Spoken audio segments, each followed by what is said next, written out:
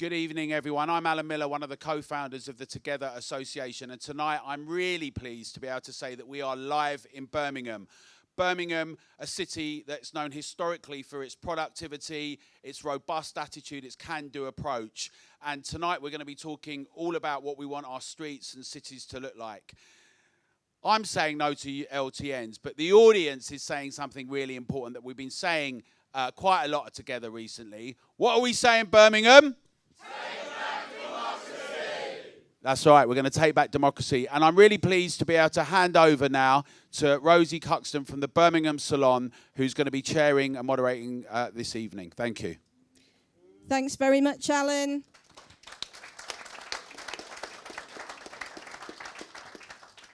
Yeah, so as Alan said, my name's Rosie Cuxton.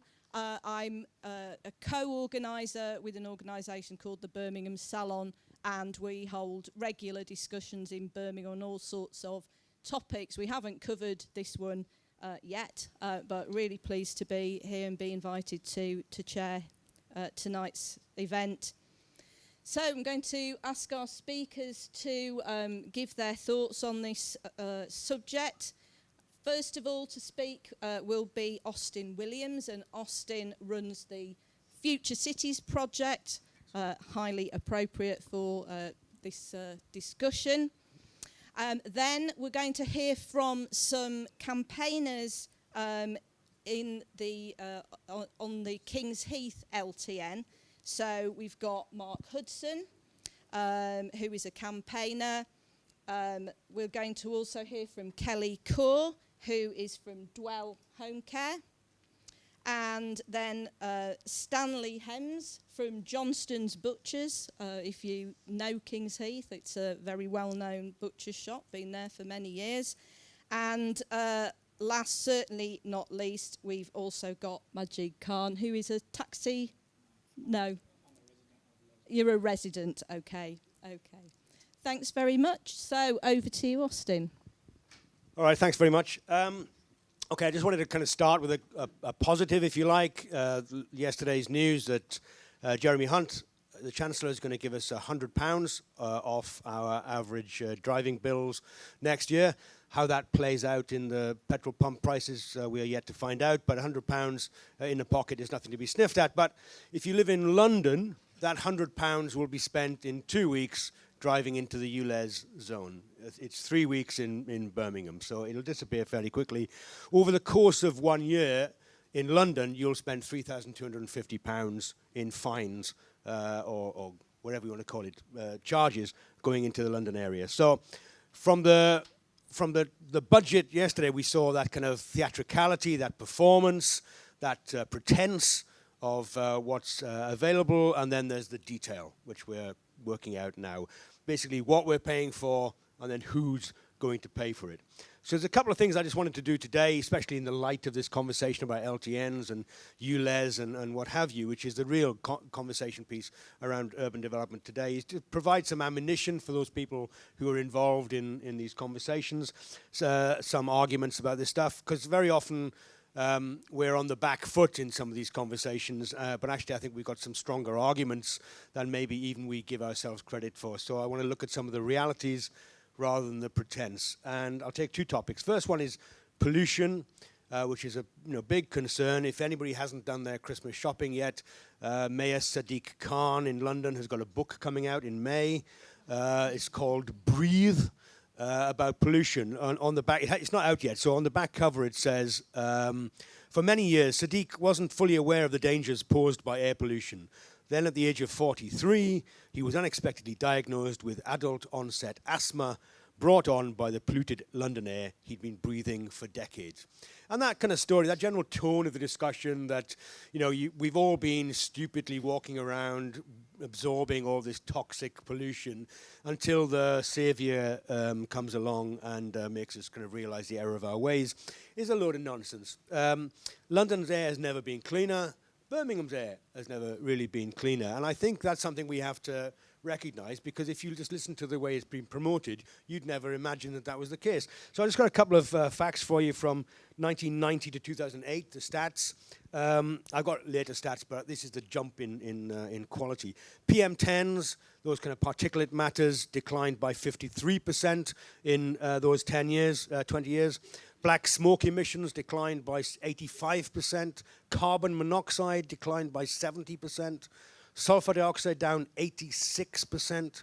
Nitrous oxide, the big one that we'd all talk about today, 50% reduction. And lead, I don't know if you remember lead, used to be a very big problem 30 years ago, down 98%. To all intents and purposes, lead in the atmosphere just doesn't exist. There's plenty of researchers that will find it for you if you pay them enough, but generally, the air has never been cleaner. And if you saw a program on, I think, Channel 4 a couple of weeks ago, which was about the London smog of 1952, that was a time when 12,000 people in London died in 2 weeks in London. Yes, I mean, we do not have smogs in this country, yes, much as people like to imagine that maybe we do.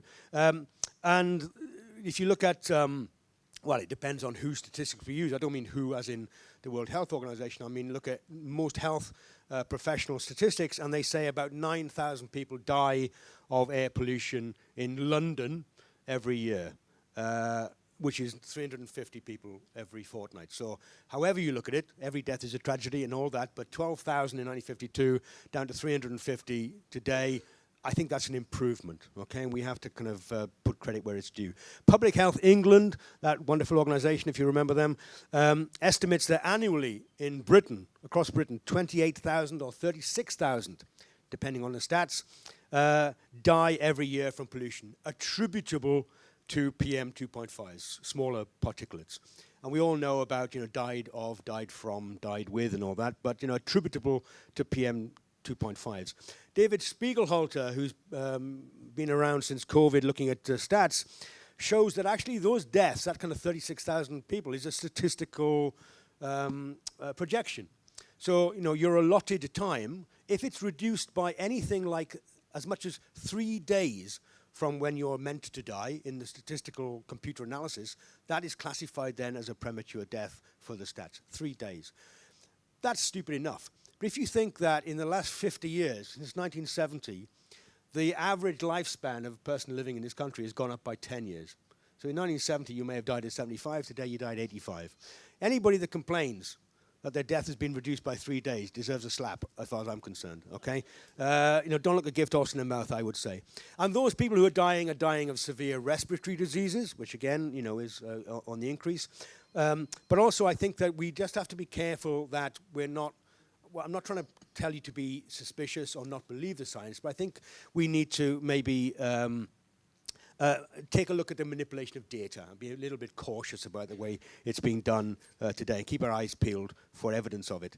I mean, for example, asthma, going back to the great mayor of London and his asthma problem. Asthma, the highest occurrence of asthma of any people in the world is amongst skiers, cross-country skiers in Norway. Don't ask me why I know, I just do. 28% of cross-country skiers. These are the people who have the best quality, cleanest air in the world known to man, okay? But it's bloody cold, and cold air exacerbates constrictions of the airways. And if you look at the NHS website, they say the exact cause of asthma is unknown, full stop. Front page of the NHS. But it says it could be triggered by things like flu, cold air, or, wait for it, exercise. So if anybody tells you to get back on your bike and start walking again, tell them that you don't want to die of asthma and they can take a running jump. So that brings me to the 15-minute city, which practically every article, if you follow this story on the 15-minute city, pushes it as a good thing and describes the oppositions as either, conspiracists, very often far-right conspiracists. The Mayor Sadiq Khan, I hate to bring him up again, talked about anti-vaxxers and all the rest of it. So we're all kind of conspiracists. Then again, the South Yorkshire MP, Nick Fletcher, just last week, I think, described 15-minute cities as an international socialist concept. So you have, this thing doesn't do us any favors, does it? When, on one hand, the left call them right-wing conspiracists, and the right-wing call us left-wing conspiracists. The whole thing just loses touch with reality. Meanwhile, people in councils keep on ploughing ahead with reducing road space in most urban areas. And we have to remember that for the uninitiated, or generally the ordinary member of society, 15-minute cities sound futuristic, sound progressive, sound positive. I mean, I was a big fan 40 years ago. But I think, like many things today, the word progressive hides an underlying restraint. The word progressive has been kind of adopted by people who are actually very often reactionary and regressive, I would argue. You can disagree if you wish. But 15-minute cities are not, in the current context and in the conversation, not about improving mobility, but about restraining mobility and stopping driving. And not enough people recognize that because it sounds such a positive model. It's not about building new cities. I'd be all in favor of it. I'm an architect. I'd be all in favor of building new cities. Those cities with fantastic accessibility to shops, to services, and all the rest of it, that's not what it's about. It's simply about removing cars from the existing streets, and it's a cheap way of doing urban design. It's all about restraint. Carolyn Lucas, from the Green Party 10 years ago, was writing about why we needed wartime rationing in all consumer goods as well as the way that we live. And this is what we're offering now in terms of dealing with the 15-minute city. Instead of more, instead of better, we're offered less. Instead of better infrastructure, we're told to use the existing infrastructure less. Under the last Labour government, again, if you remember them, John Prescott was encouraging transport planners only to invest in public transport if it would stop people driving. That was part of the Labour Party manifesto back in 1998, their transport manifesto. So suddenly, well not suddenly, but maybe gradually over 20 years, transport policy has become about inconvenience. How can we inconvenience drivers more so they make a modal shift? It's become an anti-transport policy, in my views. Didn't really succeed back in the 1990s until lockdown, when the government and local authorities discovered they could do what they damn well pleased. Without asking anyone. Or if they did ask you, it didn't matter what you said, because they'd do it anyway, and you would be giving them the wrong answer. So I think they've always had, you can look at a sneaky regard for this conversation post-Brexit, when there's been a suspicion that people gave the wrong answer because of Brexit, and they've always wanted to ignore that. LTNs is one way of teaching people a lesson to know their place. We're consulted, but nobody really cares what you think. So I think that's why these LTN protests, these ULEZ protests, these ZEZs, ZEZ protests are absolutely essential for democracy, taking back democracy. Better cities are something that we should all be interested in. That's fair enough, but that takes infrastructure, energy, creativity. It needs a creative thinking which doesn't exist in the current climate. In fact, it's talking about restricted freedoms. It's about constraints on choices. It's about transport austerity. It's about inconvenience masquerading as convenience, and it's something that we should all fight back against. So to show that we're still here and they can't ignore us, more power to those people who are involved in the protests, and I hope we continue from strength to strength and show them who's real boss. Thank you very much. Thanks very much, Justin.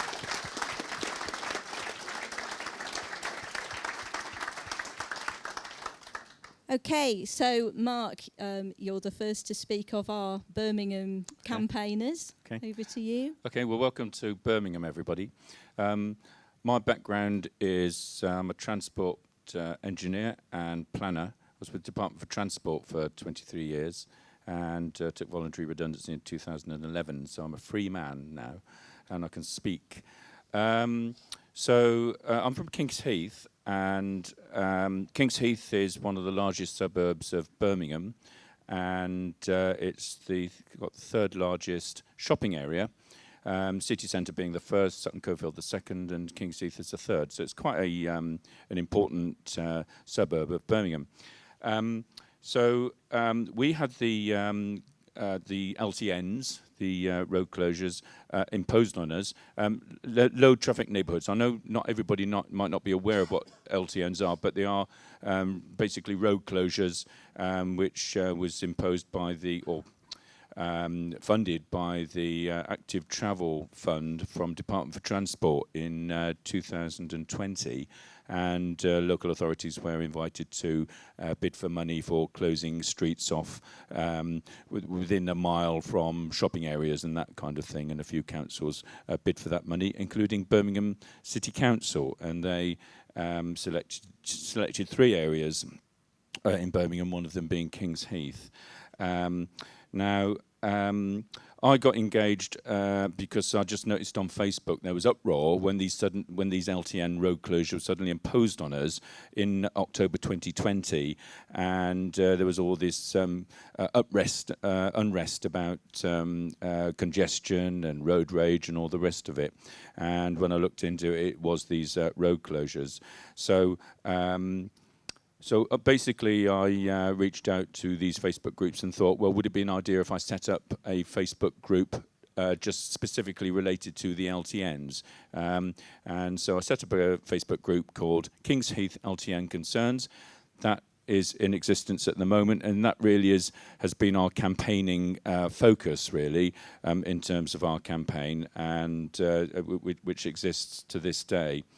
So what was quite interesting is that there was no engagement from our councillors. Well, there was initially, but I think when they realised that they were talking to someone that actually perhaps knew what he was talking about, they kind of backed off a little bit. The idea that you block roads and it forces traffic and congestion onto outer roads. They probably realised that. They were perhaps dealing with someone that knew what he was talking about. So they soon kept quiet, and they haven't really engaged since. But what was interesting is that they did speak out when I was posting ambulances getting stuck by these LTNs and having to reverse or make U-turns and what have you, and comments were saying about ambulances getting delayed.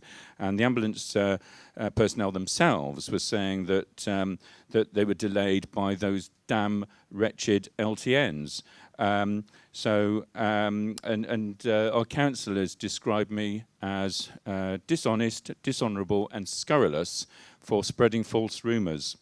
So we reached out to the West Midlands Ambulance Service and said, well, are you aware of this? Are you aware of what's happening? Freedom of information requests, that sort of thing. And they said, no, not aware. No one's reported anything to us. Just bear with me a second. So that was that, really. We felt as though we kind of like reached a dead wall there. Like May, June, this is 2021 now, the Birmingham City Council did their own consultation for the LTN measures. Now, we were initially advised that this was going to be a trial, but it was quite clear from the consultation when we actually spoke to the officials that no, this was actually happening, and the consultation was whether you wanted it sort of like the planters sort of like moved a metre that way or metre this way or whatever, but to all intents and purposes they were here to stay, and we had to live with it. So it kind of like it made you question whether the consultation, was it a consultation or just an information, really? So anyway, from their own consultation, which was extremely confusing, but 56% of those that expressed a view were opposed, and that included 77% who described themselves as disabled were against the LTM measures. Now, another important player in all of this is the Business Improvement District, also known as the BID, and they're a representative body in King's Heath. They're dotted about a number of town centres, and they represent the interests of businesses, and they're funded by a levy that's put on the business rates. And excuse me, what was becoming apparent was that our bid was getting nobbled, basically, by what appeared to be Birmingham City Council, and that it was soon apparent that those that were opposing the LTNs in King's Heath were being removed from the board of the bid. And that includes the previous town centre manager, who was well respected and was engaging and is still thought highly of in King's Heath. Now, he dared to request that a survey be undertaken to see what the businesses thought of the LTNs, whether they were for, against, or had no view. He was told he wasn't going to do that, otherwise he'd be sacked. So the gentleman in question said, well, sack me then. So the bid sacked him. Now, it was going to go to an industrial tribunal, But the bid that's funded by the businesses of Kings Heath decided to reach a settlement, which was quite a large settlement. And that was that really. So he went away, but that is money that should have been spent on the businesses of Kings Heath. So and also, yeah, sure. The local councillors. The bid is made up of directors. Sorry, the bid is made up of directors that actually live on the LTN roads themselves and have businesses on the LTN roads. Just one quick thing I've mentioned, because I've just been told to wrap up, is that we are actually holding a meeting ourselves, a public meeting on the 30th of March, and that's at the cricket club in Kings Heath, and anyone's welcome. It's a free event, and Kings Heath Cricket Club, and that's on the 30th of March this month, so 7 till 9, and I think there's a few posters lying about. My Facebook group is LTN, Kings Heath LTN Concerns, and there's information on there that can be found. Thank you very much. Thanks, Mark.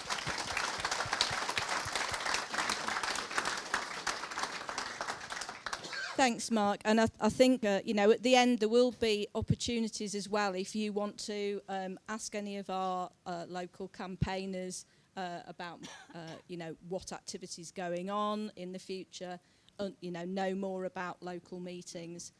You'll have that chance after we've completed the discussion today. So over to Kelly. So Kelly, you work in home care. Yes, so my name's Kelly Kaur. I'm the owner of Dwell. Oh, sorry. I'm not a very good public speaker, sorry. So my name's Kelly Kaur. I am the director of and owner of Dwell Home Care. So we provide community care for individuals who are unable to look after themselves. So we carers attend individuals' homes, so it's home to home. We look after adults only, so anybody over the age of 18. Oh, okay. So I can only speak as a business owner. I haven't wrote a script, so whatever I'm saying is how the LTNs have affected our business or the care delivery service, which is the most important thing. So these LTNs, we have individuals, so we have service users who are very specifically timed in terms of medication. So if they're diabetes patients, they need their insulin, they need their food on time. These LTNs dotted all over the place have really affected service delivery in terms of time management. So traffic is directed onto the main roads, so the carers are constantly held up in traffic. It does affect service delivery, but not through any fault of the carers or our own, or ourselves as a business. The LTNs, unfortunately, has a great impact on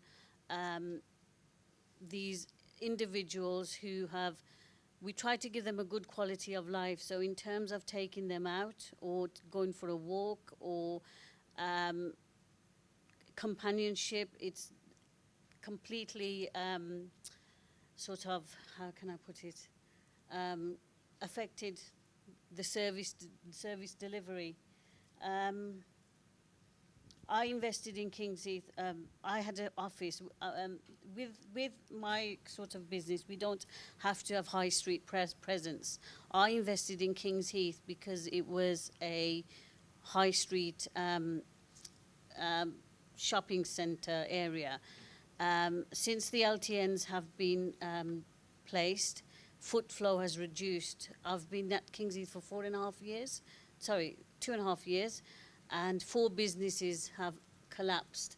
So the business owners, it's really affecting the business owners in terms of they're closing down. We've had businesses, I'm on the Kings Heath Business Association as well, so we've had businesses that have completely shut down. It's having a huge impact on our livelihood, and it's just unfortunate that these things were not discussed prior to implementing LTNs. I'm all for clean environment. I'm not anti-clean environment at all, but in terms of businesses and our service delivery. It's had an awful, awful impact.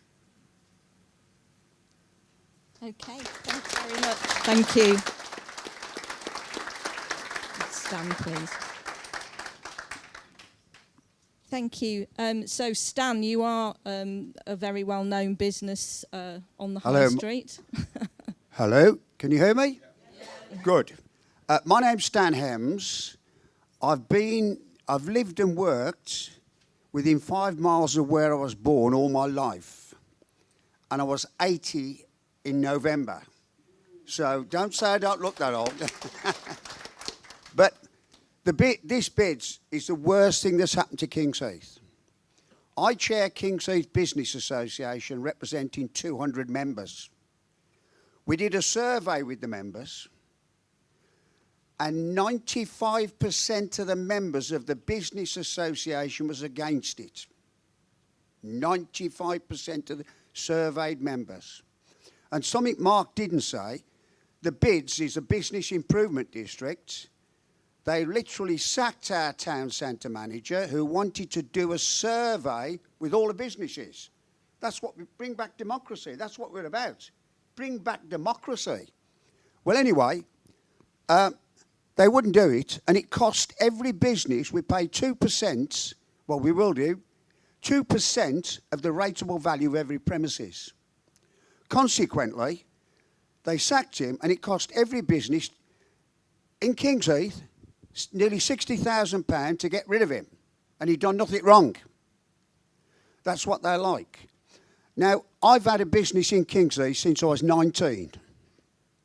I've worked in a butcher's shop. I'm a butcher, by the way. That's why I look so fit. Eat meat every day. No vegetarians. Anyway, and I've worked in King's Heath all my life. And I've worked on the high street. And I have seen smog. I've walked home in smog and fog. And we have a glass counter, roundy glass counter. Before, we used to touch that and wipe it 4 or 5 times a day to get the soot off it. Now, that had completely gone. Now they've pushed all the traffic on the high street now. Remember, all these people are working there. We're having to wipe the counter again. Haven't done it for years. Because it's queues of traffic constantly. The other thing is, I founded the Business Association, as I said. We built the village square. We've invested a lot of money in King's Heath. King's Heath's a wonderful place. My business has never gone down, and I've been in the same shop, well, in 3 different shops. Everybody offers me a bit of money for a shop, and if they offer me enough, I sell it and move to another one in King's Heath. That's business. I'm on my 3rd move. But I have never been down in business. And don't forget, inflation's gone up 10%, and our cost of our stuff's gone up 10%. And our trade's gone down a 1/3. Because of the low traffic neighbourhood. That's what it's costing us. And as they said, the Labour Party, I don't care what you vote, but this is true, the Labour Party have infiltrated the Business Association.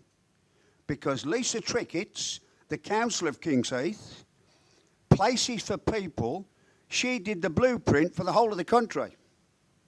And if she didn't get it in King's Heath, she wouldn't get it anywhere. You know, if you can't get it in your own neck of the woods, you can't get it. But all I'll say to you now is that King's Heath and the Business Association, we're fighting against it like mad. They've lost the one bid. Now they're coming back for another bid for us because Lisa Trickett's a councillor, not a business person, has got herself on the board of the BIDS, Business Improvement District. Don't you get it mixed up with the Business Association, because that's non-profit making. Some people pay £3,000 a year to be members of the BIDS. We're fighting against that at present. But all I'll say to you, we had a town centre manager, he's here tonight, he did a marvellous job, absolutely fantastic, and because he wanted to do a survey, take back democracy, together. That's what's on our placards. They suspended him, then sacked him. and they had to pay him off because that's the only way they could get rid of him. So if there's anything else, anybody, you can ask me some questions later, but Kingsheath and Birmingham, we've been hoodwinked in Birmingham. We've been hoodwinked. And now the council are saying the government gave us the money. The government gave the council the money in all these districts everywhere for clean air. They didn't say how to use it. Soon, poor people with not much money, they don't want them driving cars. They don't want you driving cars. It's not a democracy. They don't want you driving cars. In 2030, everybody will have to have an electric car. All the people on low wages won't be able to afford a £50,000 electric car. You tell me. They built cycle lanes, what nobody ever uses, all over the country. Bristol Road, I go up there quite often. I take people to the QE hospital, and there's never anybody on the cycle lane. I'm absolutely flabbergasted. But anyway, I won't keep on now, but if you want to ask me any questions later, Birmingham has been hoodwinked. And I mean that seriously.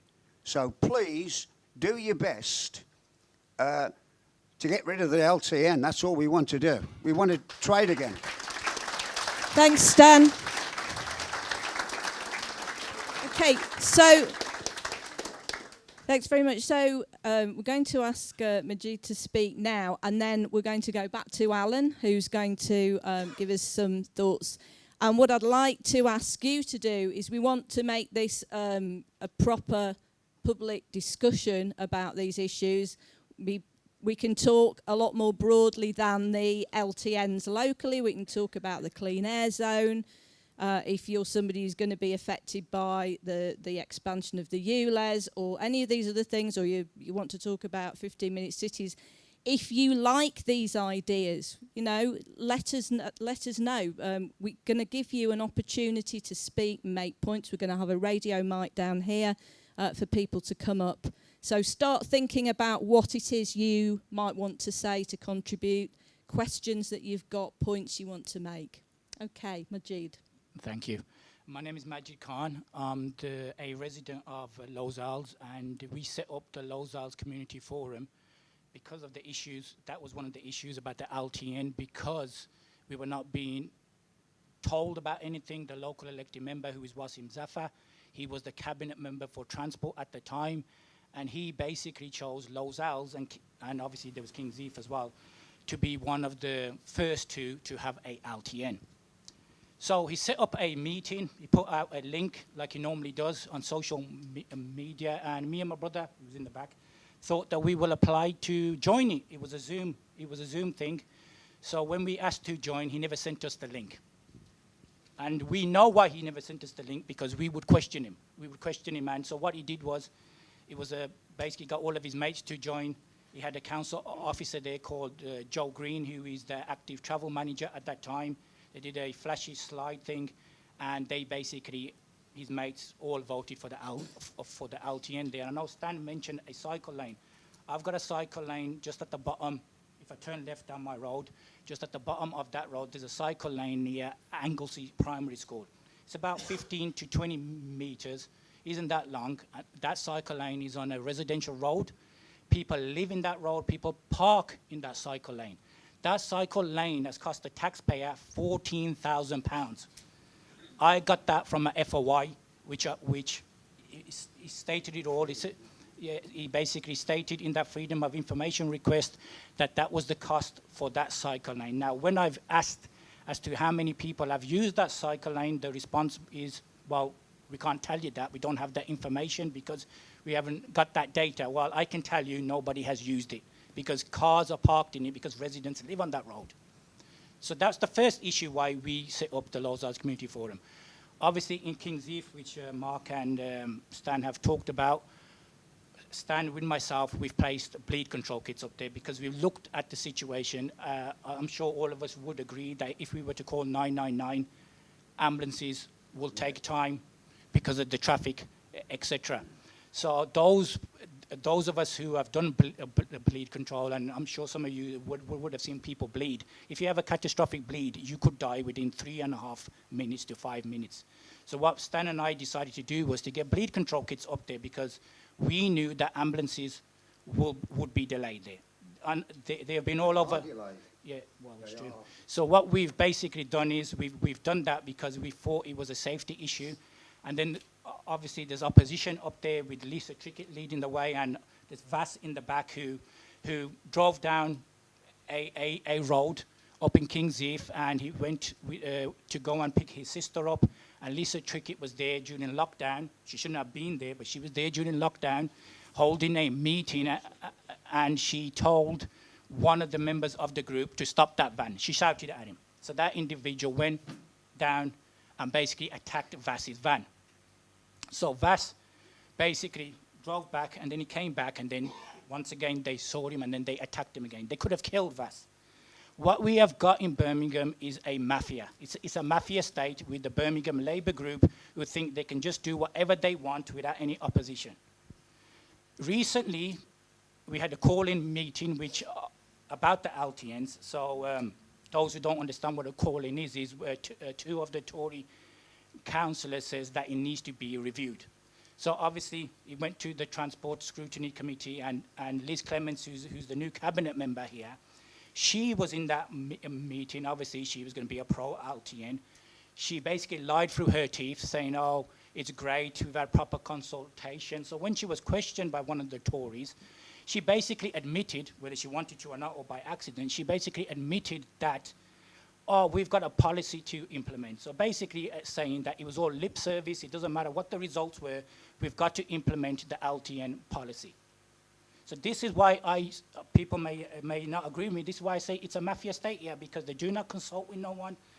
They make up these false consultations. They say that we've done this, that we've done that. We've seen documentation from Freedom of Information requests where they've contacted the emergency service. Joe Green, in particular, has contacted the police, the fire service, the ambulance service, and says, oh, we want a cleaner, greener street so people can walk around safely, etc. They have misled the emergency services what this is about. And those of us who are in King's Eve, who go up to King's Eve, and I don't live there, but I regularly go there, we can see traffic displaced onto the main road, which is what Wasim Zafar said that he wanted. He wanted traffic to be displaced onto the main roads, and I'm sure we would all agree. If you look at the main roads in Birmingham and in all the major cities, we've got social housing, we've got people living there, we've got health centers, we've got doctors, and we have got schools.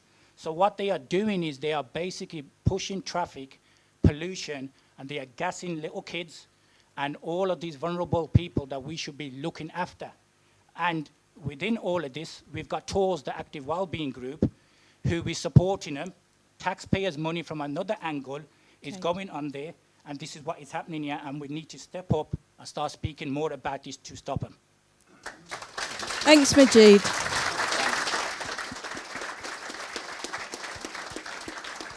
So I think one of the things we should say is we did invite the councillors here, didn't we, to have a right of reply, put their point of view across, put their side of the story, but they did not respond to the invitation. Okay, yeah. Alan, thank over you. To you. Yeah, Liz Clements blocked me for the. That's very undemocratic, and we invited Andy Street as well.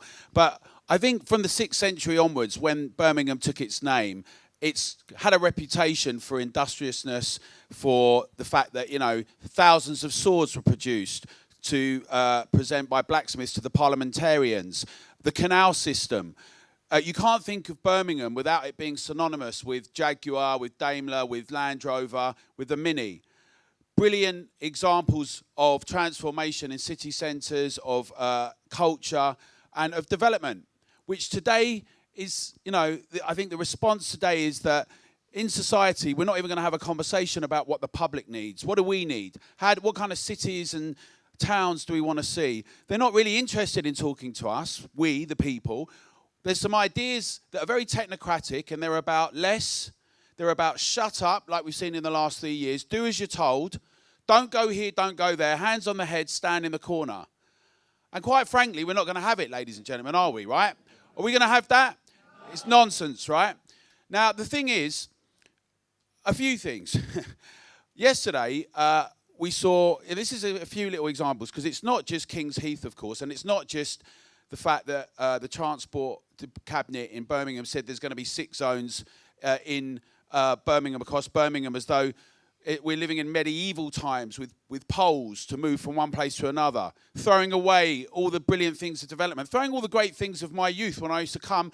And the way I met people was that I came to Birmingham, I came to clubs like Money Pennies and a range of other things like the Steering Wheel, and I went across the country, Nottingham and Liverpool, and we all kind of had that experience of meeting one another, creating a new culture, transforming things, right? What they want us to do is stay in our little zones.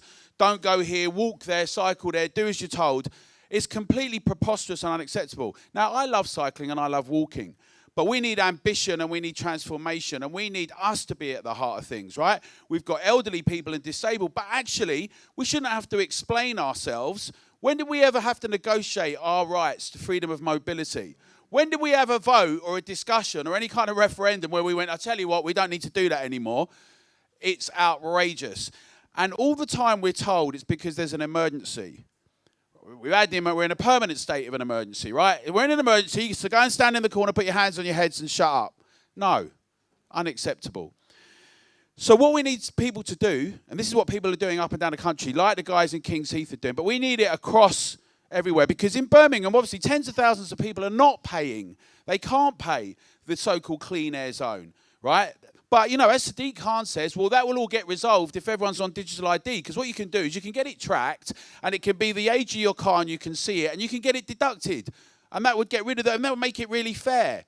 And so all of a sudden, we've got a conversation about AMPR cameras and surveillance, about not moving anywhere, but if you do, you're going to get charged. And by the way, let's have some digital ID. There you go, wallop. And on top of that, what we'll do, I tell you what, we're going to have some central bank digital currency, so then we can just deduct it at source. Now, that might be a dystopian view. I might be being slightly dramatic, because it's all down to us. It's all down to us about what we do. It's not happened yet, but you can see the direction of travel. The people who talk about travel, active travel, livable streets, they've got to be trolling us, right? Active travel, are you having a laugh? Right, they want to put us in roadblocks. They want to stop our integration. They're divisive, right? They're divisive. I had a kind of back and forth with someone today that I know from the nighttime economy. I spent years championing the nighttime economy, because these LTNs, these road closures, these roadblocks are creating such division amongst people. Some people are getting invested into it. A large majority of ordinary people are suffering because of them. They're pushing, you know, even on their own terms, the discussion about pollution, and I really think that Austin's points are really pertinent, but even on their own terms, they do nothing to address the actual question. Whether it's Sadiq Khan or whether it's here, you can see consistently those arguments where the LTNs are, they just push traffic around other areas. If you go to the Ring of Steel in Bath, if you look at Oxford down Macaulay Road, lines and lines of traffic, pushing them all around to the outer rings, increasing times of people having to travel, increasing petrol use and all of that. Mike Carter, the leader of Haringey Council, said we're going to make it as painful as possible. They're not hiding. We want to make this as painful as possible for you, right? Now, if you drive along here in Birmingham, there is a question about how you get about. And in rush hour, there's an issue. But that's about urban planning. That's about thinking about how we transform things with innovation and ingenuity, with our interests at the heart of it. We could have a bit of what maybe Elon Musk suggested, maybe some bullets under the ground. Maybe we could have some drones with cars. But at the heart of it has to be us and what we need. These so-called consultations, which hardly anyone gets to see, when we do get to see them, they're really loaded to questions. You can't say no. And then when we do say no, they say, we don't care, we're doing it anyway. Duncan White, the head of transport in Oxford, it's going to happen anyway. Sadiq Khan, those 5,000 votes don't matter.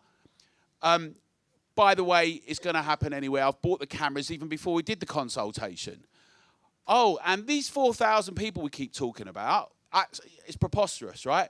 We know from history and sociology and medicine and everything that the way you increase lives in cities is you make housing better and you put more money in people's pockets, right? The idea that we're going to get fed this spin is just ludicrous. So what we need everyone to do in Birmingham It's not just in Kings Heath, but across the city, where in places like the West Side bid and the Julie Quarter bid and all the others, some of them are very concerned. It's not all the same as Kings Heath bid.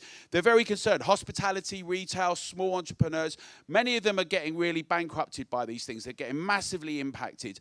Our local residents and citizens are getting impacted. And don't let any of them tell you, don't let the strangers and the outsiders in.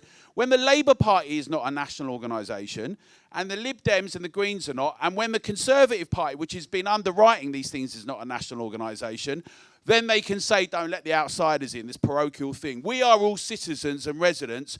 We can show each other solidarity, which is what we're doing up and down the country. And I'd invite everyone in the room to get involved in what's going on in Birmingham here with Anthony and the other guys together. We want more people to join us, to stand up, to let their councillors hear from them, to let our MPs hear from us, and to let national government, which is why we've been saying to Mark Harper and the Department of Transport, stop funding these things. Cut this umbilical cord. You're damaging local businesses. You're damaging the heart of the community. You're impacting things negatively. We need to free our streets and we need to take back democracy. I'm looking forward to the discussion, but I'd really encourage all of you to get involved, and that means everyone watching as well. Up and down the country now, we've got people that are challenging these things, whether it's in Canterbury, in Cambridge, it's Edinburgh and Glasgow. These things are happening in each of the cities because, you know, as Austin says, these 15-minute, 20-minute neighbourhoods have been an idea for quite some time. The question is not whether it's a nice idea to have some things around us, or we'd all like that. The question is, where is our voices? Where are our voices in the heart of this? Why have we not been engaged with properly? Just to finish off, I live in Hackney, right? So the guy in Stoke Newington, who's the councillor, Mette Colban, has the temerity to tell us, this is what they do with stats. We all know that, you know, there's lies, damn lies and statistics, but it's a bit stale. But they like to tell us 60% of people have agreed with what's gone on in Church Street, where they've put ANPR cameras there, right? And basically no one can go through.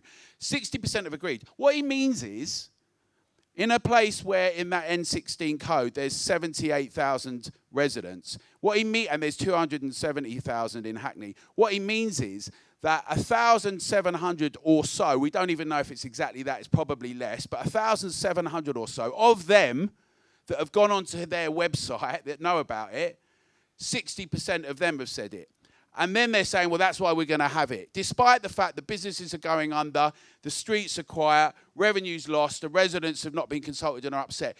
They're making a mockery out of our democracy, right? And if we don't do something now, we're going to find a situation where there's going to be Checkpoint Charlie everywhere, and it's going to be out of our hands. So I'd invite you all to get involved. We need to free our streets and take back democracy together.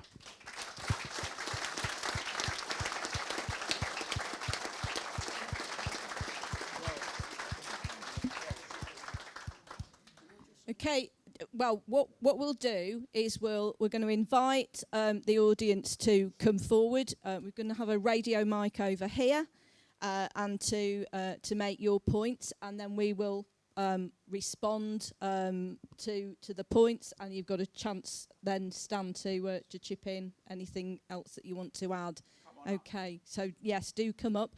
Whilst you're coming up, one of the things I wanted to say was there is a one of these attempts at consultation going on at the moment.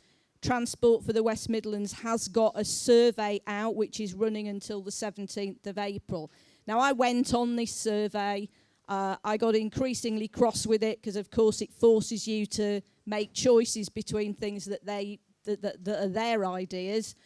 But there are lots of comment boxes in the survey. You can make your feelings known there. You can say what you think. I'd encourage people to join in with that. Yes, it's their idea of consultation. They're not knocking the doors and saying, we want you to use your car less to your face. But I would encourage you to do it, because otherwise they could turn around and say, well, everybody we heard from was completely in favour. Okay, first comment from the audience. Is there anybody else who wants to ask a question or make a comment, or is it just these three gentlemen? Come on up. Is there anybody with mobility issues who can't make it to the front who wants to ask a question? No, that's good. Fine, first one. Thank you. My name is Ian Jarvis. I'm from Wolverhampton, the outer reaches of the West Midlands. I agree with everything that people have said, but I think there's a very important underlying thing that we've missed. What you said is quite right about consultation. In Wolverhampton, when we had a test bed for 5G rollout, the council sent out 300 letters, including to partners and stakeholders who they knew would agree with them. They got 90 responses, of which 58 said yes. So 250,000 people live in Wolverhampton. So 58 people said yes. 58 people. That's even better than Hackney, I think. But my point of this is that what we're talking about here is just the beginning. It's just the first step. LTNs, ULEZ. Ultimately, we're going to have smart cities, and you won't need those barriers in the streets. The council leader in Oxford, you may have seen the video on WhatsApp or whatever. She said, we are not going to have solid blocks in the road. Well, that's not true, actually, because I was there on the 18th, and there are solid blocks on the road. But that worries me more, because they don't need solid blocks on the road with all the tech that is needed for this. It cannot be done without the technology. That's what we've got to think about. And what we are doing in Wolverhampton, and I'm working with people in Edinburgh, you said, Glasgow, Barnet in London, several other places, we are stopping the 5G masts going up. And the way we do that is by the planning applications. This can be fought without those masts, without the antennas on the LEDs. This cannot happen. That is what you must really realize. That is at the nub of it. Unless we stop those going up, and we must stop them going up, we can stop them going up. If you want to learn out how to do it, I do talks around the country. All you've got to do is go to the website, standupwolverhampton.co. Standupwolverhampton.co. I will even come into Birmingham and talk in Birmingham. Thanks very much.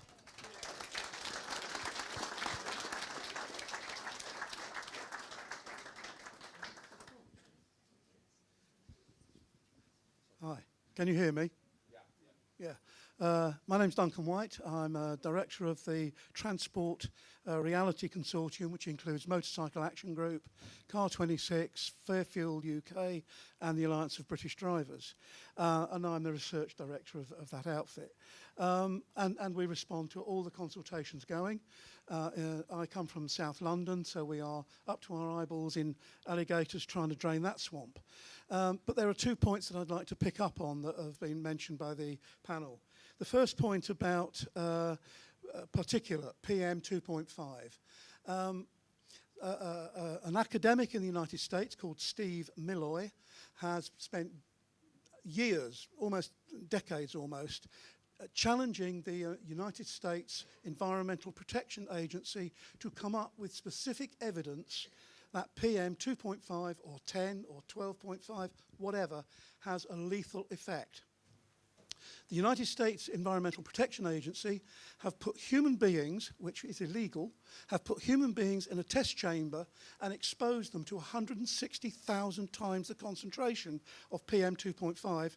Nobody got ill. PM 2.5 is an absolute red herring. Don't believe a word of it. Ignore it, challenge it, whatever. And then the second thing is I was fascinated by this free our streets. And we've spoken lots about low traffic networks, low traffic neighbourhoods, clean air zones and the like. The reality is these are a precursor to what is really going to happen. Because what is really going to happen is road pricing. Now, we've challenged Sadiq Khan, in London over the ULEZ, ultra-low emission zone. And we created thousands of responses to that consultation, and he disallowed a load of them because they came from a website run by Howard Cox at Fairfield UK. And he has said, because of the pushback against the ULEZ, he has said, okay, and this is in private, he hasn't actually come out public and said this, okay, we're going to forget ULEZ, we're going to go straight to road pricing. We've got the cameras, we've employed 90 people in a team to actually manage fee, the money that comes in from this. So they're going to. The rumour is they're going to forget ULEZ and go straight to road pricing. Now, all the LTN cameras that are dotted around in strategic points are there for a specific purpose, and that is to corral you into the main streets where they can then charge you road pricing. And there is a very ugly rumour going around at the present moment in London that road pricing will be approximately £2.72 per mile. Now, if you think you're going to get stung by a daily CAS rate in Birmingham or £12.50 in London for the ULEZ, forget it. You're going to be paying best part of £3 a mile. That is the rumour. Who knows? They're not saying. Thank you. Thank you very much. I know you're dying to come back, but we'll just let's have we've only got a couple more people to question, haven't we? So just three more. Okay, we'll take one more and then we'll come back. Yeah. Good evening. I'm from over the borough, from the Republic of Sandwell, which I'm sure you're aware is a corrupt cesspit. And one of our councillors, he's very chatty with Wasim Zafar, and obviously she's promoting much of what he's been saying over the years. Now, there is an incongruence with all this. Last night, the Cabinet passed what they call the Friar Park Urban Village Plan for 630 houses alongside what is one of the highest polluting parts of a motorway that we've got in Europe, which is by Junction 9, Junction 10 of the M6, which has high nitrogen dioxide exceedances, and it also has high diesel particulates. Now, they've pushed it through because there's a much needed requirement for social housing. There's 630 houses, of which 130 are supposedly social housing. Now, this is all about trying to create more council tax revenue. It's got nothing to do with trying to sort out the housing matter locally. It's about bringing people in and raising that council revenue. Now, on active travel, if anybody's ever been around Wednesbury lately, basically that town is dying because of these ridiculous decisions that have been made without proper consultation.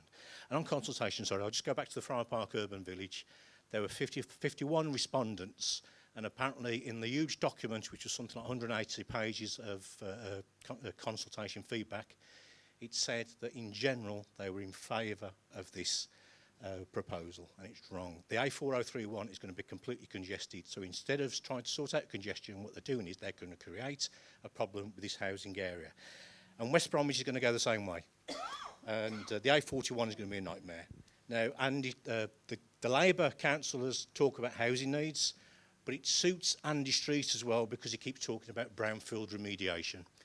And he has elected and is campaigned on that particular issue. So both parties, I'm afraid, are incongruent in the way that they're dealing with these issues.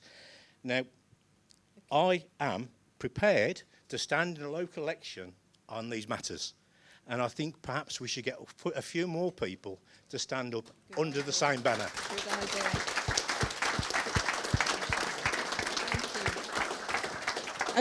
Okay, so we've got Stan is absolutely dying to come back here, Daniel. So can we have the mic quickly? Give you a I wasn't going to say anything tonight about the charges. It's a stealth tax. The local authority at this minute in time in Birmingham, behind closed doors, are talking about everybody that's got a car in an LTN area or an area that's restricted to charge a tariff per year for the car. Now, this is gossip because I've heard it second-hand off an officer. I was a councillor myself twice. I've been agent to MPs, European MPs, West Midland, leader of the West Midland County Council and councillors in Birmingham, as well as a councillor myself. And this is what it is. It's a stealth tax. They want to charge you for parking your car outside your house. Believe me, it will come. It started in London, and it will be coming down to the Midlands. So I wasn't going to say anything unless that gentleman said something, but that's the facts. Okay, thank you. Great, okay. Anybody else want to quickly respond to anything that's been said so far? Austin? Yeah, well, you haven't heard from me for a while, so I thought I'd chip in. Well, there's two things. One is that this fake democracy, you gave the example of a small percentage being used as 60% in favour. Just as an aside, it happens everywhere, okay? So I'm an architect. No, apologies. And the architects' professional body have just done a consultation. There are 42,000 architects in Britain. They had 36 responses. And then they said 85% were in favour of changing the curriculum, so we're going to do it. You know what I mean? You think this is, and actually one of those respondents was me. So, so these things are, we're now manipulating democracy for our own effects. I think the only thing I wanted to say with the first guy was that technology isn't necessarily bad, it's how it's being used. Yeah, so well, there's two things. One is, I think things are bad enough as it is. We haven't got to invent the future of how terrible it's going to become. It's pretty bad now, and we need to start fighting against it. So, you know, whether charging will be increasing or it'll become more insidious or more stealthy, I don't really care yet, because it's bad enough as it is. I think the other thing to say is that, you know, like, I always think that plant pots are very nice things in your house, but in the middle of the road, they become a problem. Do you know what I mean? So, like, it's not the thing itself, it's the way that it's being used, which actually is creating the problem. So I'm a great tech fan. I just think we need to be a little bit cautious about how we become paranoid about everything that moves. Anyone else want to respond? Mark, Majid, at the moment? No. Okay. Alan? Well, I'll just a couple of thoughts on that. I think the thing is, standing independently is a really good idea. Just to say that in Littlemore in Oxford, someone stood Michael Evans. It was just for about 3 or 4 weeks beforehand. Labour put more people on the street, activists, than they've ever had before, and they got Annalise Dobbs in there. And usually our councillors get voted in by about 800 people or 600 people. It's tiny. So the percentage will come out small. In that instance, Labour won by 100 votes. So they got 1,100 and Michael Evans got 1,030. Now, that is a bit of a sign of things to come. Started in 2019, 2020. When they first came in, people didn't really know. There were one or two. There was the lockdown. There was a couple of streets. Now, everyone's being impacted by these, as well as these zones and no parking and tickets and fines and restrictions and impositions. So I think it's a great idea if people want to stand in the local elections that are coming up around the country on the 4th of May independently. We'll be supporting people who are standing, who are challenging restrictions and impositions and insisting on democracy. I also think it's really important what Rosie was saying, that we do consultations and we respond to them, that we post, that we get involved in calls to action. We get our neighbours and our friends and our work colleagues and our families, and we try and win them over to getting involved. Because in the end, right, we can complain and you can post, but if we don't actually actively take back our democracy and say this is ours, we have to be at the heart of it, then we've got no excuses, right? Then the people that are running things, the technocrats, will carry on doing it. So it's going to be incumbent on us to do that. So I'd really encourage that approach. And obviously afterwards we'll be able to talk a bit more. We'll all be able to talk informally. But that goes for everyone around the country. Get involved. We've got hubs. Local, regional and national hubs. We're doing a national fight back against LTNs. We're very involved in the challenge to ULEZ. We'll win the ULEZ fight, I'm convinced of it. There's some more news coming out about that very shortly, after this weekend. But this is really about the approach of policy making, and all of them. There's this kind of contemptuous elitist view that the great and the good know the best. We're just a bunch of dumb people that just need to have things done to us. And we need to turn that around and get our muscles flexed and say, actually, you're there because of us. We're the many, you're the few. And if you're no good, we're going to get rid of you and we're going to kind of run things. So that's the kind of orientation we need to have, I think, everyone. Very good. So, yeah, I think, did you want to come back? Yes, please. So what I'll do is, no. Let's be aware of these people standing waiting, because we're all sitting down. If we hear from the audience again, and then you can have the first response, okay? Yeah, good evening, everyone. My name's Alan. I've worked in financial services all my life. Sorry? Yeah. I run a business for 30 years. In the last 3 years, every single financial advisor in the UK has been almost coerced by the regulator, the FCA, to push money into what's called ESG funds. It stands for environmental social governance. I think they're evil social governance personally. But within those funds, you'll find the asset managers hold things called infrastructure. Guess what the infrastructure is? 5G masts, cameras, etc., etc. Somebody once said, you want to know the answer to anything, follow the money. If you go home tonight and write to your financial advisor, your pension company, your investment company, and tell them to take your money out of ESG funds, and you don't want any money invested in infrastructure, in LTNs or anything like that, that can stop the money flow into these areas. So if you want to do something positive, that's something we can all do by stopping this money, because if we stop the money, the government funding obviously is a separate issue, but believe me, pension funds see this as another revenue source. And if you can stop that, then I think we can have an impact, as well as all these other things which I agree we need to do.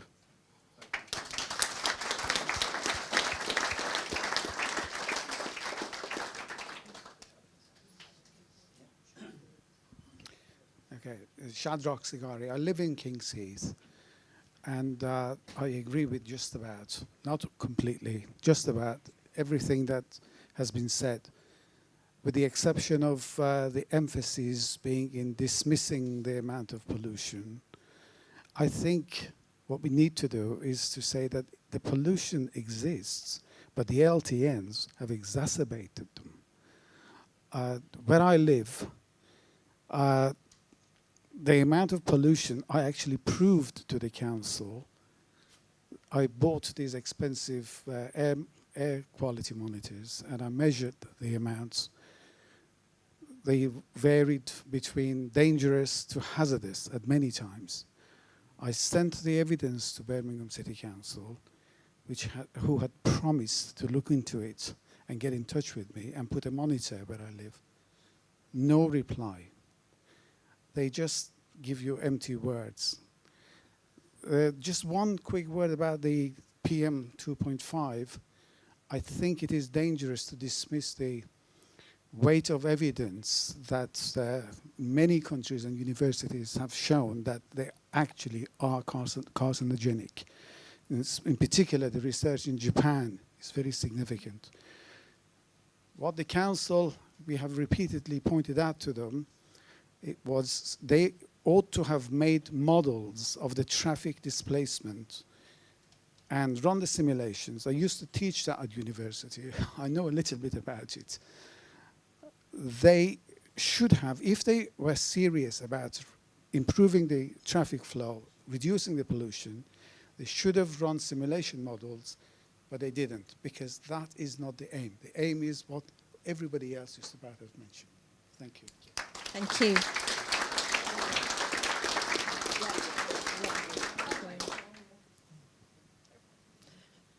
Hi, I'm Catherine Evans. I'm from Beckenhead on the Wirral, which is in the Liverpool City region, and I've driven down here tonight in my car. And I was very disappointed on my arrival down the A38. I was confronted with several large signs saying, clean air zone, you'll have to pay online. Don't know if it's true or not, I'm not going to. But what that sign said to me was, you are not welcome here. And I'm from Liverpool, one of the friendliest places in the country. I'm not having a sign like that outside of my city.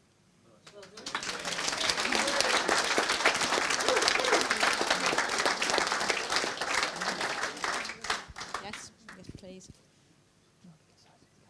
Yep. My name's Arthur Champion. I've worked in Birmingham for quite a few years on health, safety and environment. And just as COVID was an excuse for bringing in totalitarian regime, the same thing is happening now with the environment. And they can draw very big parallels between the two things. And I would just say that if you look at the science, you know, we're all sort of awed, aren't we, by these climate scientists. Many of them are weathermen who've just getting paid to spout nonsense. If you look at the ice cores from Antarctica, etc., the levels of carbon dioxide were 7,000 parts per million. And if we drop much lower than what we have at the moment, CO2 levels will become dangerously low. CO2 is plant food, and it's what we need more of. And so I just say that finally, the Intergovernmental Panel on Climate Change is a governmental panel. And all they can do is vote politically. And the actual science can only look at man-made emissions into the atmosphere. They take no account at all of the sun's orbit, the sun's activity, and 1,000 other things which cause climate change. Thank you.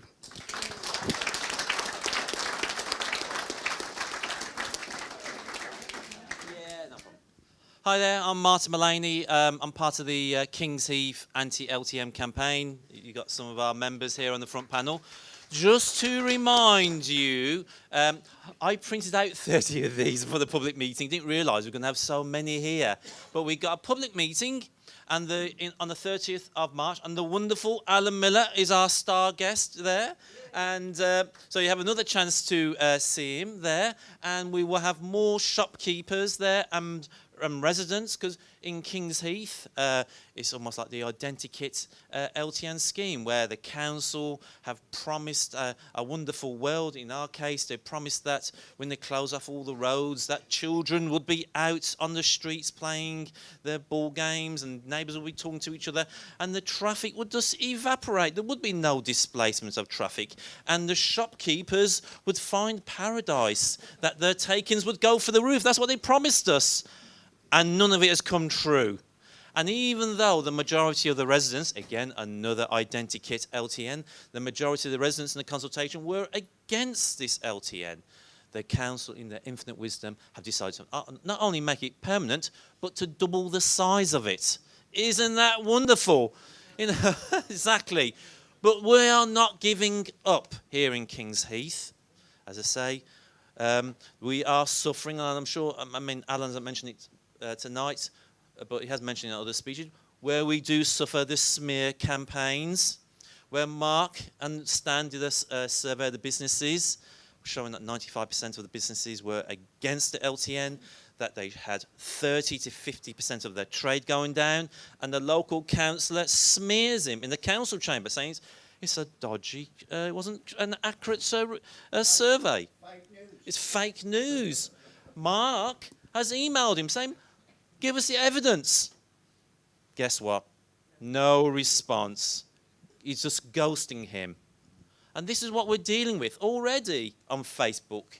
We've got people in support of the LTN talking about how they can interrupt this meeting on the 30th of March.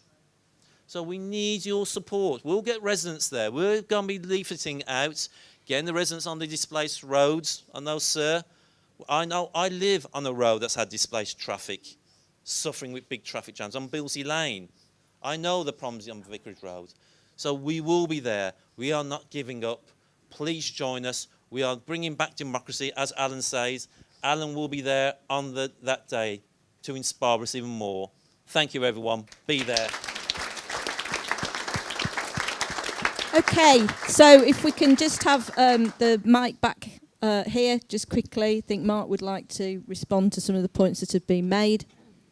Oh, well, it was about the standing for elections. I actually stood at the local elections as an independent on the ticket of removing the LTNs, plus a few other things that I was quite keen on, and like, for instance, having wild seeds planted in verges and things like that, other ideas that I'd picked up from elsewhere. One of the lessons I learned from that is that, so we have 2 councillors in our ward, because Kings Heath is quite a big area. And according to the election rules, I was only allowed to put Mark Hudson independent, which is what I was. I wasn't allowed to put no to LTN. Had I done that, it might have made a bit of a difference. I didn't win, obviously. And so what you need to do to actually get that no to whatever your campaign is and what you're standing for is to form a party and call it no to LTN, as that may be the case. Now, I decided to stand 2 months before I did, before the elections took place, pretty much because of comments from the LTN, sorry, from the Facebook group that I run, which is Kings Heath LTN Concerns. So. So when it actually came to the elections, my name was just lost in a sea of names. You had about 11 candidates in the end, and mine was just Mark Hudson Independent. Had I, as I say, been able to put, had time to form a party and called it No to King's Heath LTN or whatever, then that might have made a difference. So that's just one of the lessons I'd learned from that. Thank you. Majid, do you want to speak? I just wanted to say quickly was going back to King's Heath, because a lot of this madness is around King's Heath, and a lot of activists are being actually harassed by the police because the local elected members there are basically just calling their mates up at Moseley King's Heath police. They're going around. They actually called my brother about a tweet that he made. It was the actual truth, and they basically still made a big hoo-ha. And I just want to let everybody know here that my brother's made a complaint against Councillor Lisa Trickey, and the council has come back, and the LGO have come back and said it's a police matter, and criminal action should be taken against her. She should be investigated. He has reported it to the police, but guess what? The police have not responded back to him. Okay. Did you want to come back, Alan? Or well, we've got 2 more people waiting. Okay.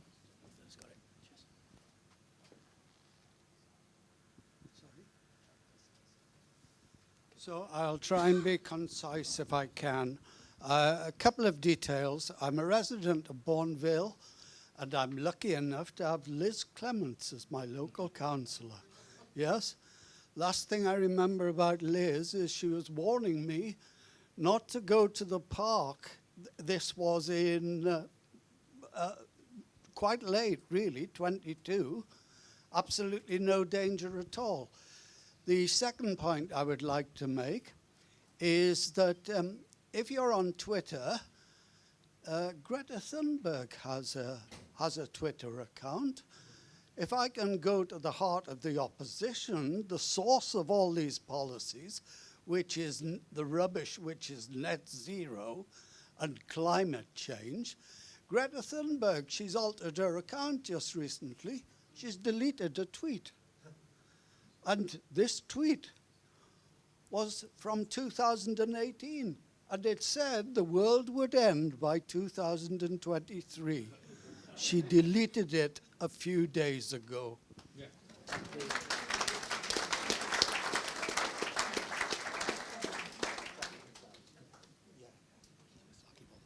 Okay, sorry. Hello, my name is Derek Bennett. I've been hearing the comments tonight, especially from the gentleman who said he stood in the local elections. I've stood in about 20 local elections in Warsaw, where I live, 6 general elections. It's blooming hard work. And if you stand as an independent, as you pointed out, you're not allowed to have anything message on your ballot paper. You've got to put leaflets out. And around Birmingham, you probably find about 10,000 leaflets will cover a ward. And you've got about a month to get them delivered, so you need lots of help. And if you do leaflets, you've got to have an imprint on your leaflet. There's quite a bit of election law you've got to learn, make sure you do, otherwise you can fall foul of it. But I think we've been a lot of talk tonight, but nobody's actually saying what we're going to do. And I think one way of protesting, why not? Because of my geriatric jag, I have to now drive around the inner ring road to get from north to south of Birmingham, because when I go from the M6 onto the Bristol Road, as I do from time to time, now it takes me 30 minutes instead of 10 minutes in stop-start traffic. So why not have organise a load of cars to have a go-slow drive around the whole of the inner ring road and make a bloody nuisance of ourselves, just like these people who glue themselves to the road. And that way, at least, Birmingham City Council will know people are not happy. Thank you.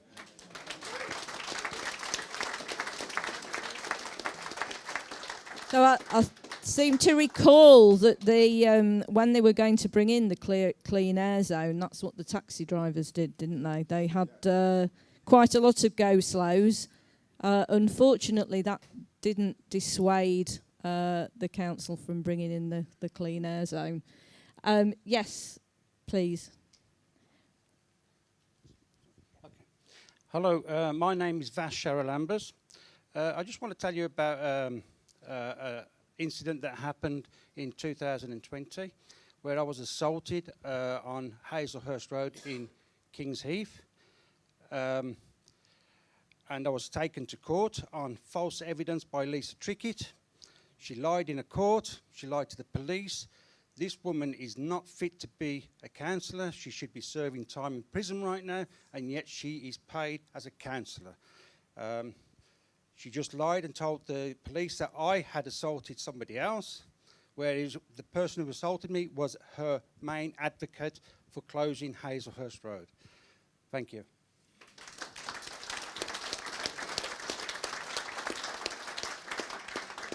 So I'm going to say again, the councillors were invited to attend this, but I also, my view on all of this is, if you are wanting to build a campaign for, against low traffic networks, if you want to campaign against the clean air zone, I think what you need to do to inspire the likes of me to get involved, because I'm not involved in a campaign at the moment, is to think about the positives. I've heard a lot tonight about a lot of bitterness. I can understand if you are fighting a difficult campaign, you've encountered hostility, you've encountered people being closing ranks, not consulting, not talking to you, not coming to face you, not coming to respond to the issues. I can understand how that bitterness develops. But I would say to everybody here, if you want to inspire more broadly people to support your campaign, I'd leave the bitterness aside. Talk about the positives. We want to get Birmingham moving. There are difficulties in Birmingham. It does have congestion. It does have difficulty. We live in a lot of very old Victorian streets that were built for coach and horse. They weren't built for people having lots of cars. So Birmingham does have problems, but we need to inspire each other to support campaigns. So I would say that this is a plea from me. Put the bitterness aside, leave it in the past as much as you can. What are the positives, if you don't mind asking? So I think what I'd say is the positives are about what we want our cities to be like, what we want our cities to look like. I'll stop lecturing now, that really isn't my job. And we're out of people. Has everybody said their piece who wanted to come up? Last call. Okay.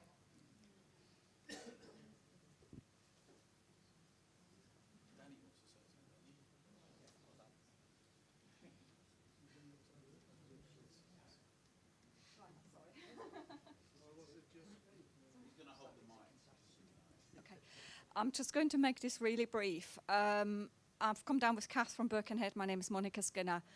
And I was actually appalled, and that's about Wirral Council using applied behavioural psychology to basically coerce people into doing what they want them to do. And I've looked into the local government association's website. And if you go at look in the podcasts, they are talking about using psychology and psychological manipulation on people. They don't call it manipulation. They actually call it nudges for good. And I really urge you to check that out. That really, really got me going. Sorry, I need to be short. But Thank you. Okay. Sorry. I was going to say a few words, if that's all right. Yes, of course. Hi, everyone. My name is Daniel Zlupko. I'm from the Together Association. I'm the Manchester ambassador. And you're probably wondering why I've come from Manchester to see I think this is the third city in the UK, isn't it? Is it? Yeah, from the sorry, I couldn't help it. This is the second city. Go on, I'll give you that. I couldn't help it. So, yeah, why am I here? Well, I've come here to support Together. I've come here to support you guys as well, which I think is absolutely essential to do. I think we all support each other. These low traffic neighbourhoods, 15-minute cities, traffic restrictions, whatever you want to call them, they're local issues to be fought locally and nationally as well, which is why I'm here. I want to reinforce quite a few of the points that people have made tonight. I won't go on about them too long, but the point Alan made about local councils and councillors, they do win by a handful of votes. Have a look at your local councillor. It's easy to put pressure on. Now, it's also easy just to sit in this room and moan about it and say stuff, but we actually need to get active. Get yourselves out there, social media, on the streets, wherever it is, encourage your friends. Also explain to your friends and family who might not understand the reasons why these were put in place and what the damage damages of them will be. So the idea, I was explaining to somebody in work the other day who had never heard of a 15-minute city or a low-traffic neighbourhood. When I explained to her what it was, she swore. She went, I won't say the word now, but you can imagine. She'd be like, they can't do that. I said, well, no, they are doing. So please, I encourage you to get active, be active, and let's go for it. Let's fight back. And just one quick word just before I go as well. ESGs, it's been mentioned quite a few times. Keep your eye on these. I really will keep your eye on these because it's my understanding that banks will start using them for credit decisions as well. So if you own a company and you pollute, and your customers and your suppliers pollute as well, you may be judged on that. So keep your eye on these ESGs. Cheers. Okay, so if we come back and just have very quick closing thoughts from our speaker panel. Very quick closing thoughts. Well, I think, excuse me, I think the idea that travel broadens the mind is a useful thing to bear in mind, you know, because what we're told these days is actually travel shrinks the mind, and we should know our place and stay where we are. So I think that, you know, the idea about being able to move from whether from place to place within a city or from city to city is something which, you know, fundamentally is affecting transportation modes across the board. So there are restrictions. We're talking about cars today, maybe, but obviously there's a conversation about flights, and maybe that we should fly less, partly because of this conversation about saving the planet or about, you know, reducing our consumption. But there's a general conversation which suggests that people are the problem, not people are the solution. It's an environmental conversation which says nature comes first, therefore humanity comes a very poor second. And I think we need to confront some of those broader conversations to put, you know, our needs and our desires front and center of this conversation rather than maybe some abstract discussion. So the second thing I want to say very quickly, I will be quick, is in terms of what is a city, which I think is the title of this conversation. And I've always thought, you know, there's a difference between a city and a village. And the fundamental difference is that actually villages are quite non-congested. Cities, by their very nature, are congested spaces, and that's a good thing. More people crammed into a small space is really nice for socialization. It's about improving our, you know, our capacities, our ability to think. Not many things in the last 150 years have been invented in tiny little villages. It's generally been the kind of concentrated effort of humanity being brought together in a city environment that has actually kind of concentrated the mind and taken education and science and development further forward. And I think the final thing to say is, since I drew on the conversation about pollution, and I know that a lot of people in the LTN conversation are flipping that and saying actually LTNs increase pollution in certain areas. So I stand by my stats in the very beginning, which is that pollution generally we have to recognize and we should celebrate is now nothing compared to what it was 50 years ago. As a matter of fact, actually, when you hear some of these stats as well, bear in mind that there was the British, UK national statistics on pollution. Then there was the European EU, remember them, imposition about statistics on the UK, and then the World Health Organization. The WHO statistics have just come down in 2021. So when you hear about, you know, we don't meet our nitrous oxide standards, it's actually only been out 2 years. It's hardly surprising we don't meet it yet, right? But in many instances, we exceed anyway. Anyway, but I brought in this pollution conversation to say it's not necessarily a problem. I think if you use the argument that, you know, LTNs put more traffic on this road and that increases pollution, you then find you're having the same argument as the people who want to ban cars in the bloody first place, right? So it's more the fact that I think we need to have a broader, wider conversation about the needs of mobility, about rather than transport per se. Yes, that mobility is a good thing. Otherwise, we'll say there's more cars on this road. We need to stop them because it's causing pollution. That's exactly what Sadiq Khan is saying. That's what all the mayors are saying. And I think you'll find you're on a losing wicket. So let's just be a little bit more bold. Recognize that things are getting better.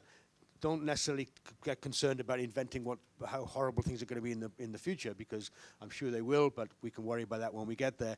Ultimately, let's have a much more positive idea about why mobility is a benefit, and it's nobody's business why we travel, just our own. Thank you. Thank you.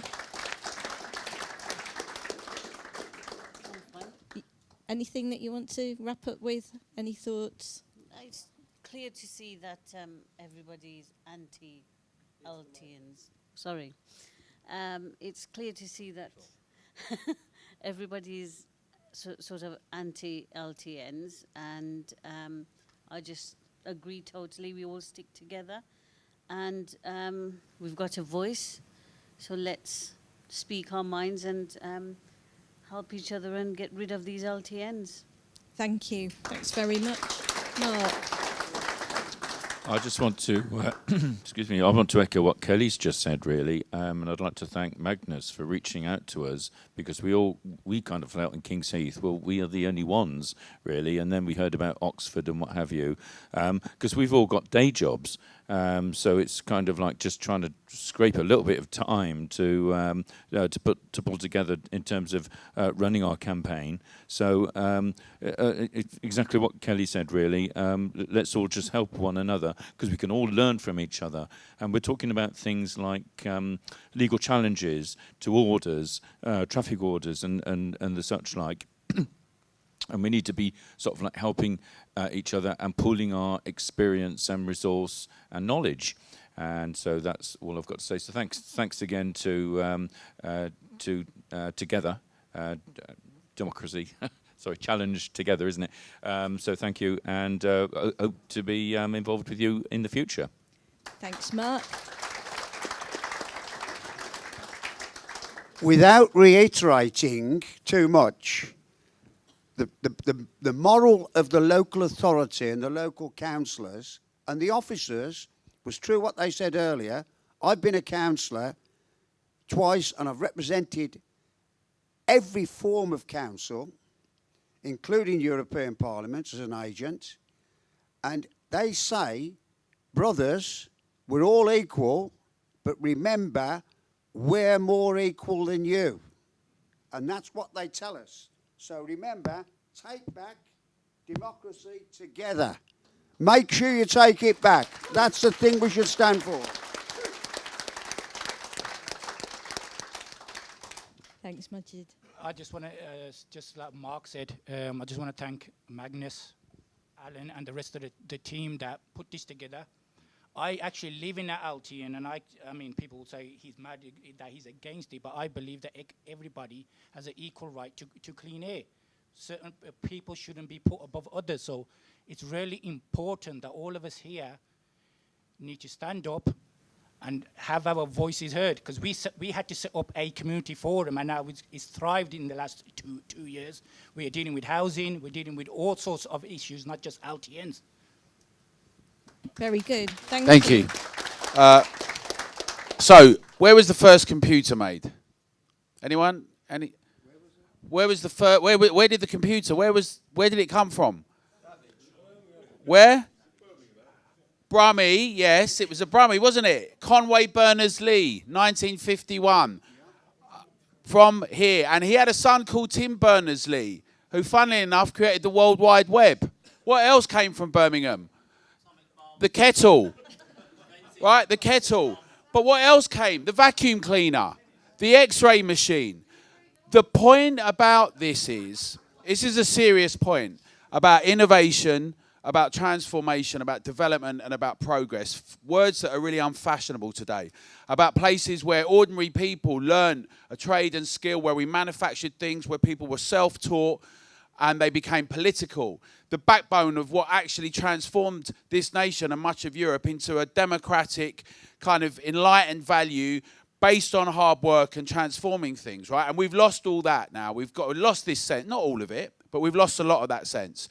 And I think that if we're going to think about what do our cities and streets and towns, as well as it happens, want to look like, that we have to be, firstly, we have to be at the heart of that conversation, but they have to be transformative. They have to be dynamic. We have to have wealth creation for everyone. We have to have innovation.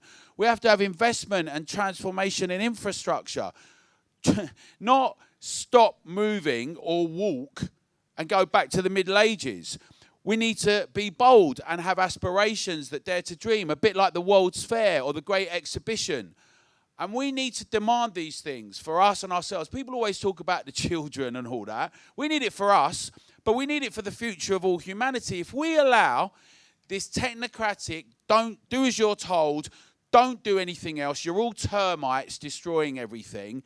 Sit in your little enclave. We are going to be responsible for allowing it to happen. So what I would say is that our contribution now, we're at a real important moment here, because those kind of innovative things that have happened in the cities historically, those kind of transformations that brought communities together, that made people prosperous, that enabled people to be educated, that enabled ideas to go around the world and actually create freedom. Because prior to that, with feudalism and things like that, we never had any of that, right? Very modern moment. And right now, our democracy and our freedoms and those liberties are under direct attack. And we should call it what it is, right? And actually, the problem is here in this country, because these ideas came from people like Ken Livingstone, who said, I want to get rid of all cars, who then got together with other people like Mike Bloomberg, and then Sadiq Khan became the chair of C40 Cities. But these are homegrown ideas, and we need to take back democracy here and send a signal to people that we're not going to put up with it anymore. So I'd really encourage you to get involved. We've shown historically, some of you may not have been involved in this conversation before, but we've shown historically, we've only been around 18 months historically, hilarious, but we've shown historically in that little period of time that we can get things done and changed. We challenged the vaccine passports, we challenged vaccine mandates, and we all got them stopped together. We got involved with people on the front line, and we got involved in the press. We have a 360 approach. It's not just if you're going to stand, but it's also what you're going to do in your local community. You're going to give out leaflets, you're going to give out flyers, you're going to call meetings, you're going to get involved, you're going to do stuff in the press. And now we need to do the same thing and insist that our voices are heard together. We should get involved. We'd love you all. You put your hands up if you're a member of Together. If you're actually a member. Well, that's great. We've got a lot of members. Anyone who's not a member, please join tonight. We need you. This is the way we carry on campaigning. This is the way we carry on winning. We've got to win hearts and minds. And this thing is really important. I've never met anyone, when I was younger, a bit like everyone, you know, you go in a pub. If you start insulting people, you're probably going to have a tear-up. Even the people, especially the people that disagree with us, we've got to win hearts and minds. We've got to have the better tune, the better story. We've got to have the story that we want the future to be one that's ours for everyone, that's dynamic, it's wealth creating for everyone. It puts our needs at the heart of things. Transport, I love parks. We all love some quiet areas. But bustling, transformative, innovative, and us at the heart of it. And we've got to win hearts and minds. We can go and convince our fellow citizens. We need to get many more people because we haven't touched the surface yet. But I reckon, people always talk about the silent majority, but I reckon there's a whole lot of people right about now in the cost of living, cost of lockdown crisis that have seen the WhatsApp messages and have seen all this, and it can turn to cynicism, but we can turn it to inspiration, and we can get people involved, and we can turn the tides of history. So let's do it together. Let's free our streets, and let's take back democracy together. Please join together. Thank you very much. Thanks very much. I'd like to just... Final thing, sorry. If you've got one of these placards, take them with you, but give us a donation on the door. There's going to be a couple of buckets you can donate. They cost us some money. You can have no to you LTNs and these placards, and we'd really love that. And then join us for some drinks afterwards. So you can see Anthony at the back, upside down. But yeah, there we go. And there's going to be a bucket on either side of the door. Take a placard, give us a donation. Thanks very much. Thanks very much. Thanks again to our speakers, and thanks for all your contributions. Oh, 1 minute, Magnus.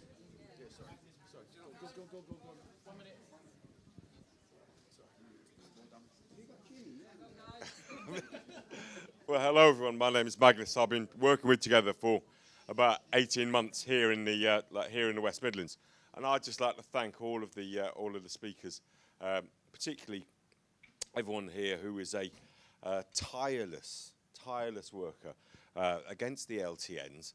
Obviously, there's no money in it, but these people are motivated and get out there day after day after day.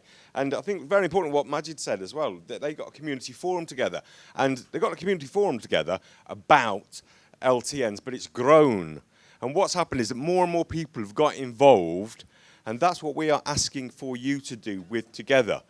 I've had many conversations with people since I've been involved in Together as to why people would be motivated to get up off the sofa and do something, and it's might be the inexorable creep of the increasingly authoritarian legislation that doesn't seem to be slowing down at all. It might be